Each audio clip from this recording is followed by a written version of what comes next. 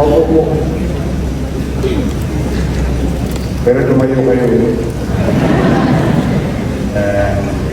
Before I continue,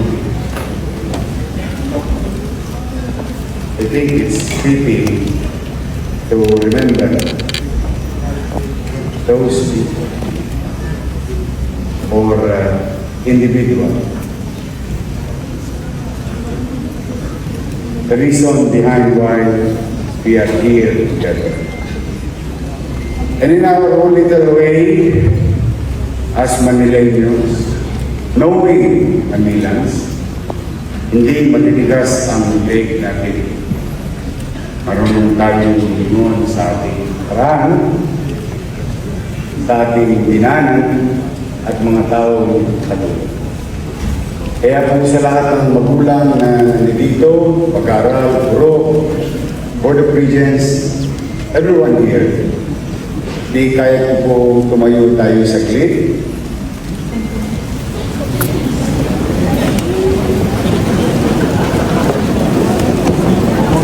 And offer 30 seconds at the very least. Isang kainting na panalangin at bilang pasasalamat na rin ay dating Mayor Alfredo S. Lim. Ipanalangin natin.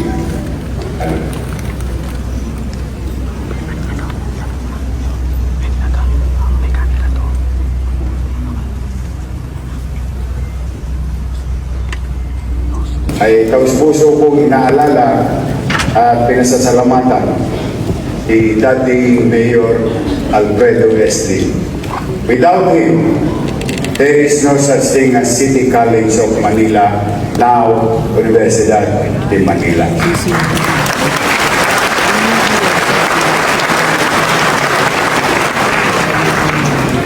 Without him, malamang ni pintuan ng pag-asa, hindi natin matikitan. That's why, like you, each and everyone, to continue to remember those leaders, whether local or national. Huwag natin kakaligtaan bagay na ginawa nila, patuloy natin pinakikinabangan, magpasanggang ngayon, at mukhang patuloy na pakikinabangan ng saling lahi natin. To our University President, Dr. Maria Pelma Carlos Tria, our distinguished guest speaker today, commencement speaker natin, napaka-buenas natin mga batang Maynila. Ilalabing 5 lamang po ang miyembro ng Korte Suprema sa laki ng Pilipinas. Ngunit pinaglaan niya tayo ng panahon ngayong umagang ito upang tayo'y magkaroon ng magandang inspirasyon. Honorable Justice Amy C. Lazaro Javier,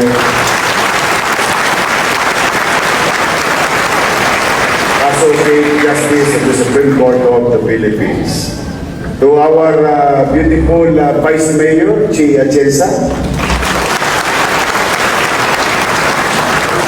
distinguished members of the Board of Regents, esteemed administrators, members of the faculty, honored guests, proud parents, and most especially our graduates, the class of 2026. Good morning. Inaantok pa kayo? Buti nga kayo, nakatulog na eh. Ako, wala pa. Taidlip ako ng pagkatapos ko mag-announce ng walang pasok ng alas 3:30 kanina. Nabaliwala naman sa inyo kasi kagraduate na kayo. Nakaidlip ako ng 15 minutos. Dumating na si Cesar Chavez. Tapos mag-ready na tayo sa Salt Park and go here. Tapan tulog. But you know, don't worry. Okay lang walang tulog. Ang mahirap yung walang gising. Okay, pampagising. Kagraduate na kayo.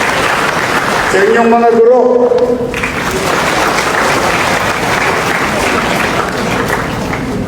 At kung hindi kalabisan, palakpakan natin ang mga taxpayers of the City of Manila.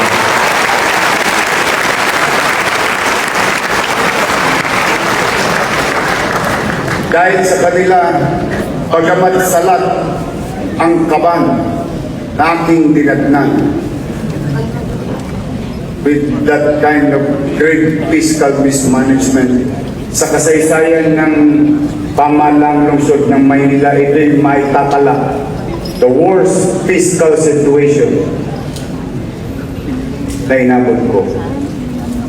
Ngunit, pagkaganon pa man, from July 2025 to June 2026, umabot na sa 328,068,276 pesos ang ipinagkaloob ng taxpayers sa UDM natin. Suklihan natin yan, pamamagitan ng isang marangal na pamumuhay. Suklihan natin yan sa pamamagitan ng tapat na paglilingkod. Suklihan natin yan pamamagitan ng malasakit sa kapwa. Never forget where your journey began. Your roots are here in Manila. This city shaped our history. This city shaped our nation. This city continues to shape its future through education. Patuloy akong mamumuhunan sa pagpapataas ng kalidad ng katayuan ng pamumuhay ng mamamayan by addressing MPN, Minimum Basic Needs. Speaks of housing, education, healthcare, and jobs. What we are after and what we are investing is the quality of life. Yung katatayuan sa pamayanan, yun ang aking inahabol, yun ang aking pinupuhunanan ngayon, yun ang aking pupuhunanan bukas, at habang akong inyong alkalde, yun ang pupuhunanan ko habang buhay.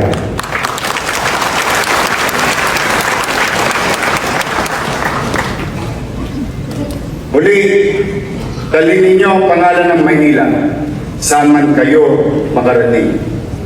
Pagmalaki ninyo na ito ang ating pinagmulan, ngunit huwag ninyong hayaan maging hangganan ng inyong pinagmulan. Gawin ninyo itong lakas upang mataas pa ang inyong marating. The world needs graduates who can compete globally. The world also needs people with integrity, people with compassion, people who are willing to serve. Yan ang santunay na tatak na Batang Maynila. Wherever life takes you, say these words with pride. I am proud of being Manileño.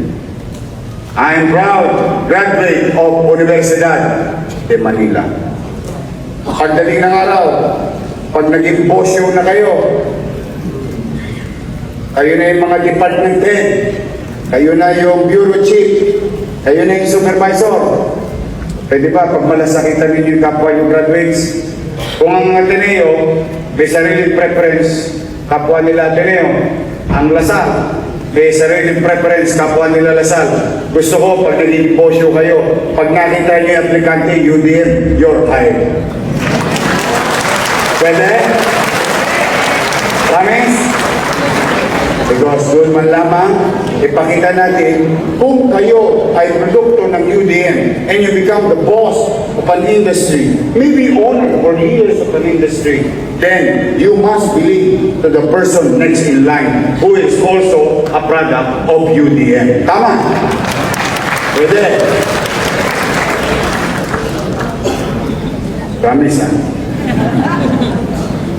May bigat ang mga salitang yan, ngunit pinatunayan na ng Universidad de Manila ang kahusayan ay hindi nasusukat sa laki ng paralan. Ay susukat ito sa kalidad ng mga taong inilalabas nito o produkto nito. Today, your university, our university, is recognized beyond our shores. Has strengthened international partnership, has expanded research, has embraced innovation, continues to bring honor to Manila and to the Philippines. Tagumpay ito ng bawat Manileño, tagumpay ito ng ating lungsod. Bigyan natin ng malakas na palakpakan ang pamunuan ng UDM. Again, the teaching and non-teaching personnel of UDM. Palakpakan natin sila. Bilang alkalde ninyo, ito ang maliwanag na pinaniniwalaan ko. Every scholar is an investment. Every classroom is an investment. Every student is an investment. Hindi gastos ang edukasyon. Ito ang pinakamahalagang puhunan ng isang lungsod tulad ng lungsod ng Maynila. To the members of class 2026, your diploma is not the finish line alone. It is the beginning of a greater responsibility. Work hard. Stay humble. Always remember this. In humility, you inspire people. Serve others. Keep learning. And I challenge you. Di ba ito ako'y nagsimula high school PDs? Sino may mga taga-Tondo? District 1, meron po mga taga-District 2. Mga nanay nila lang kasi hindi nyo inabot ko. 30 years ago ito. Mga nanay magulang, District 1. Pinuto ko ng mga magulang nyo bilang konsyal, high school PDs. Literally. Kasi hindi ako nakapag-aral, kaya mas maswerte kayo kahit nakikausap inyong mga magulang na i-rouse kayo sa tersera. Ako noon wala. Sabi ng nanay ko, tapusin ko raw ang high school. Doon man lamang at least hindi ako magbabasa ng dyaryo pabaligtad. Taas ang pangarap ng nanay ko. But, thanks to the people of Tondo, District 1 particular, binigyan nila ako ng pagkakataon. When I say keep on learning, I saw the importance of education nung ako'y nasa gobyerno na. Akala ko ang gobyerno pakit-cutan lang. Hindi naman ako cute. Guwapo naman. Charot. Nakita ko ang kahalagahan ng edukasyon. So I tried to equip myself to serve you better. So that's why I keep on learning. Hindi lang basta learning. Went further. Saan kayo mag-aakala? Kasama-sama ako mag-English. 75 nga grado ko sa English eh. Except yung math. Mathematician ako eh. Magaling ako sa math nung bata pa ako. Algebra, geometry, panis yan. Eh, bata pa lang ako, laki na yung 41. So, magaling na ako sa geometry and physics. But anyway, kidding aside, I went further. Unti-unti, nakakapagsalita na ako ng wikang Banyaga. Masama pa diction ko. O masama pa pamisa-misa ng grammar ko. But, looking at myself, 30 years ago, when I was 23 years old, ay medyo nakakabuo na ako ng isang sentence. Tapos, my English is good only for 5 minutes. After that, finish or not finish, pass your grade na ako. But what I'm trying to say to you guys, go further. Acquire more tools. And these are the tools that can make your success with high probability. Tandaan nyo ha, hindi garantiya, pero may high probability of success. kaya kayo inirahos ng inyong mga magulang. Kasi yung paniwala ko, pareho rin ang paniwala nila. Magkaroon kayo ng patas na pagkakataon. Honor your family.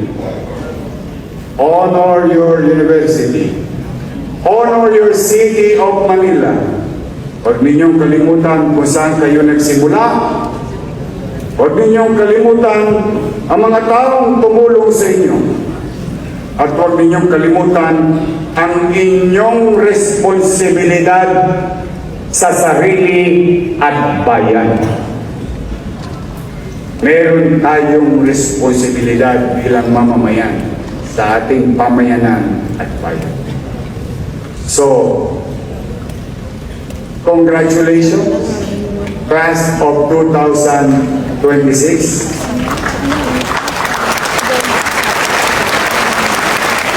Huwag na kayong tumayo. O pwede ba lingunin niyo yung mga magulang niyo kung saan man bahagi sila? Ayan ha. Sabihin natin sabay-sabay. Nay! Oh, mami, ano mayaman kayo?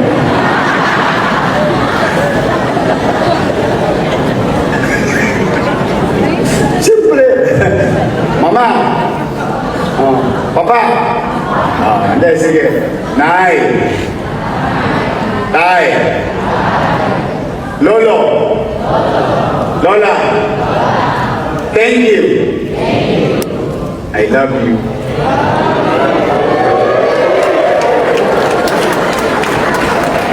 Talagang bata, mahihayin pagpapasalamat sa magulang. O to our teachers, Ma'am! Sir! Buti na lang, pinasama ko. Thank you! I love you.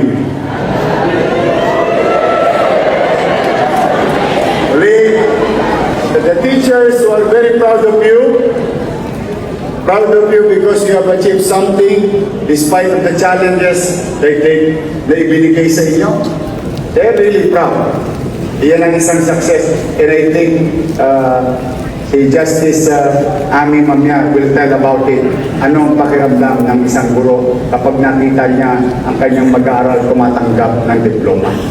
But for now, I, as your mayor, City of Manila, proud and wish you all the best. And I hope that God will continue to guide and bless each and every one of you. Congratulations, class of 2026. Mabuhay kayo. Mabuhay ang Maynila.